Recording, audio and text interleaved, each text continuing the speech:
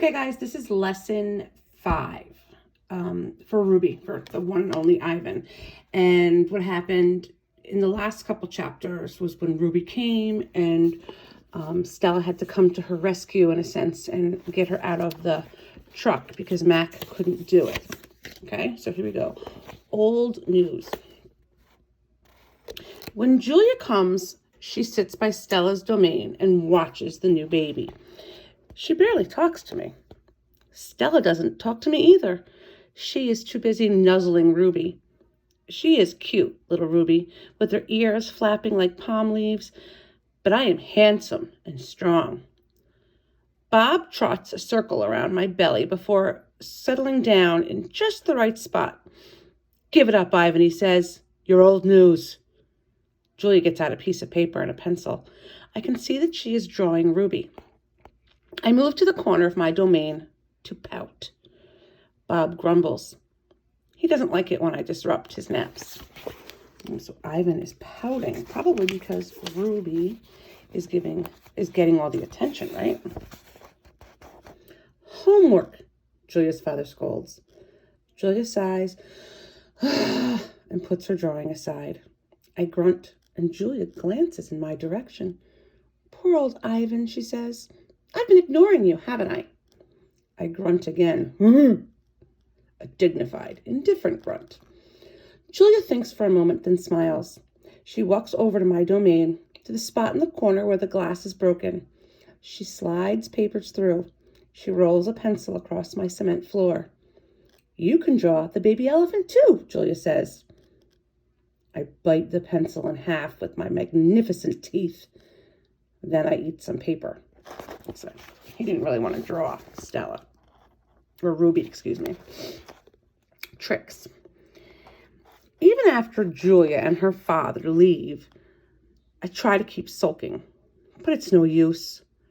Gorillas are not by nature pouters. "Stella," I call. "It's a full moon, did you see?" Sometimes when we are lucky, we catch a glimpse of the moon through the skylight in the food court.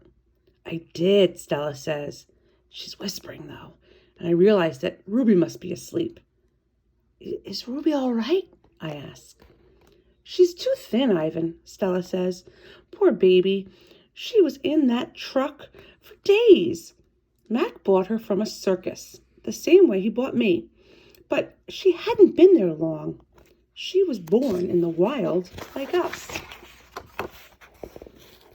"Will she be okay?" I ask.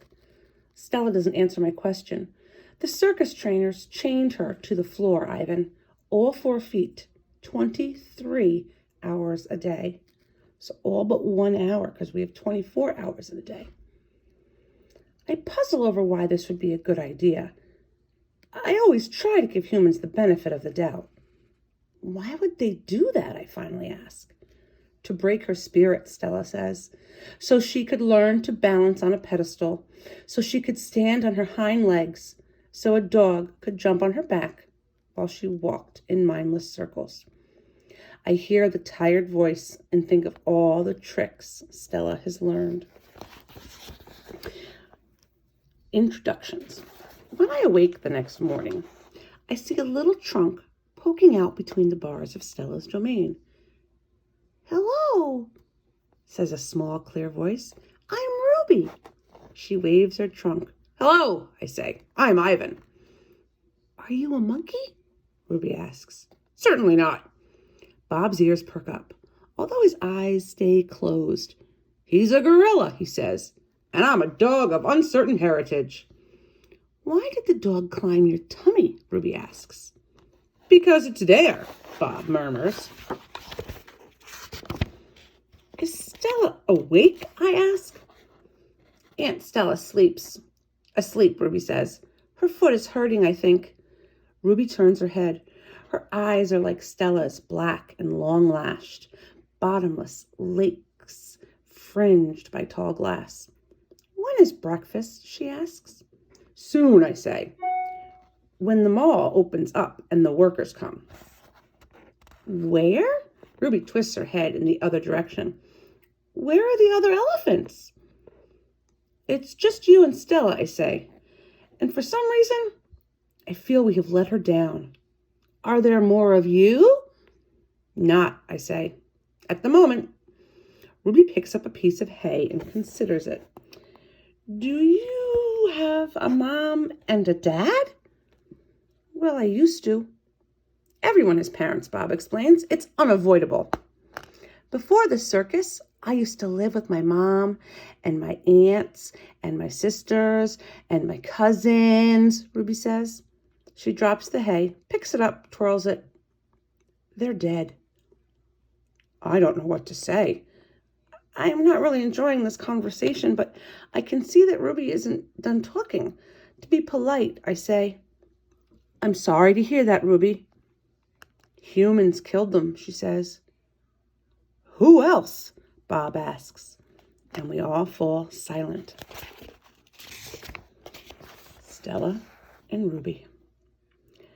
All morning, Stella strokes Ruby, pats her, smells her.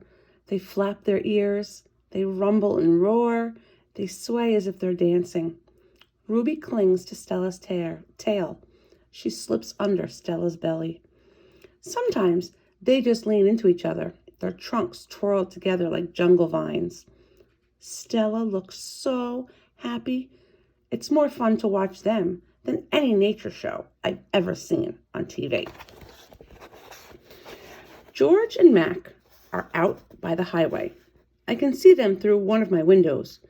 They are next to each other on tall wooden ladders, leaning against the billboard that tells the cars to stop and visit the one and only Ivan, mighty Silverback. George has a bucket and a long-handled broom. Mac has pieces of paper. He slaps one against the billboard. George dips the broom into the bucket. He wets the paper with the liquid from the bucket, and somehow the paper stays in place. They put up many pieces before they are done. When they climb down from the ladders, I see that they've added a picture of a little elephant to the billboard. The elephant has a lopsided smile.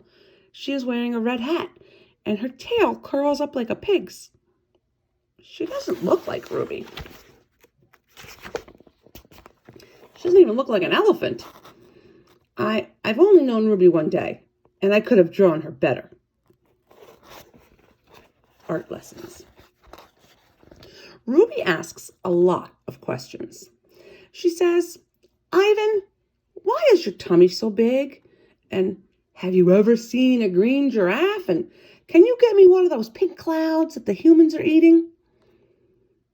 That's cotton candy. When Ruby asks, what is that on your wall? I explain that it's a jungle. She says the flowers have no scent, and the waterfall has no water, and the trees have no roots. I'm aware of that, I say. It's art, a picture made with paint. Do you know how to make art? Ruby asks. Yes, I do, I say.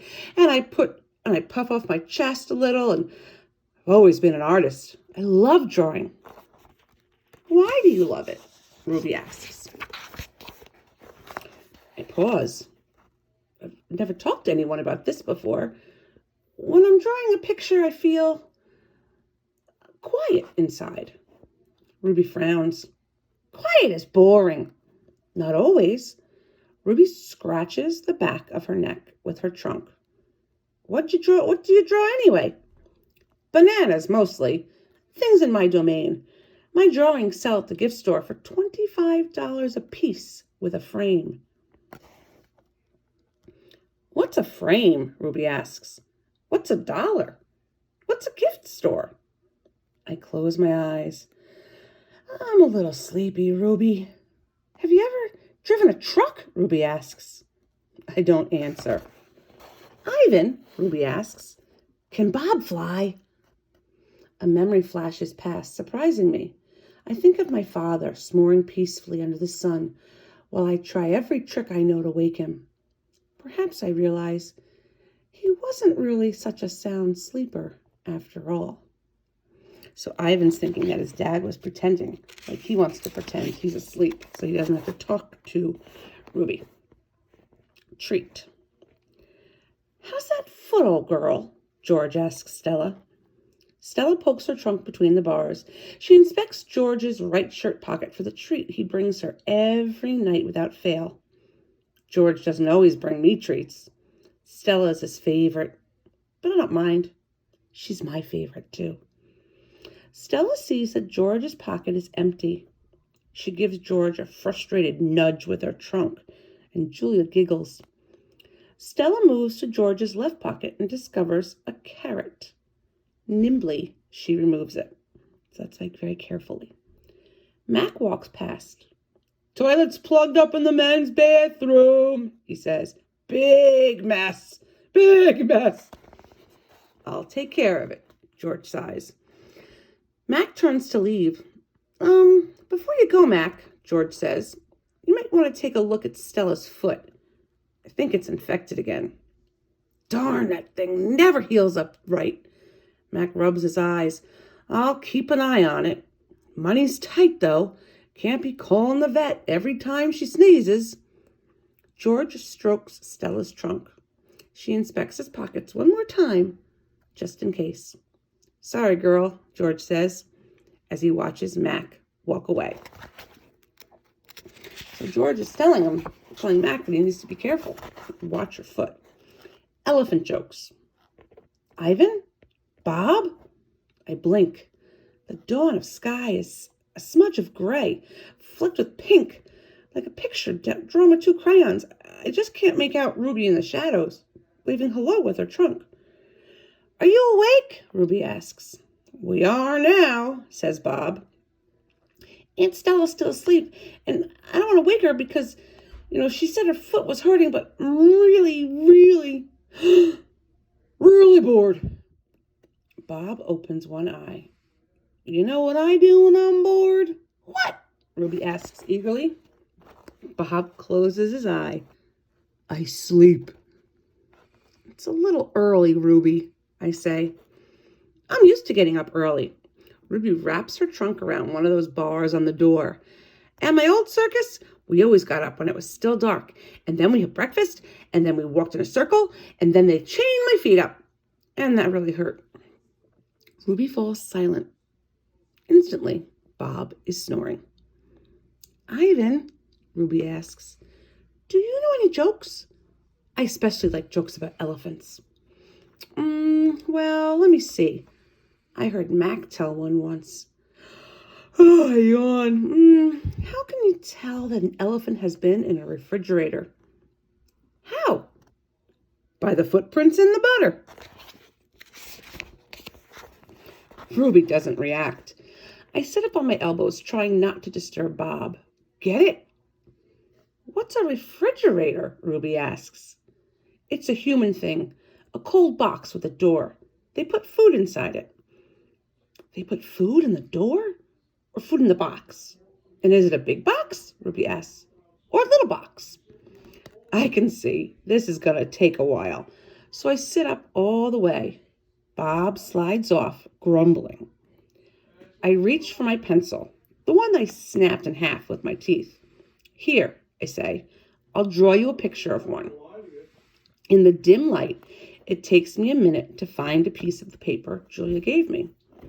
The page is a little damp and has a smear of something on it. I think it's from a tangerine. I try my best to make a refrigerator. The broken pencil is not cooperating, but I do what I can. By the time I'm done, the first streaks of morning sun have appeared in flashy cartoon colors. I hold up my picture for Ruby to see.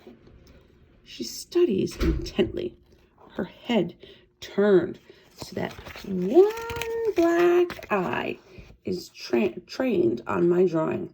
"Wow, you made that? Is this the thing you were telling me about before? Art?" "Sure is. I can draw all kinds of things. I'm especially good at fruit." I'll go back to this picture and show you. There's little Ruby. See how little she is? "Could you draw a banana right now?" Ruby asks. "Absolutely."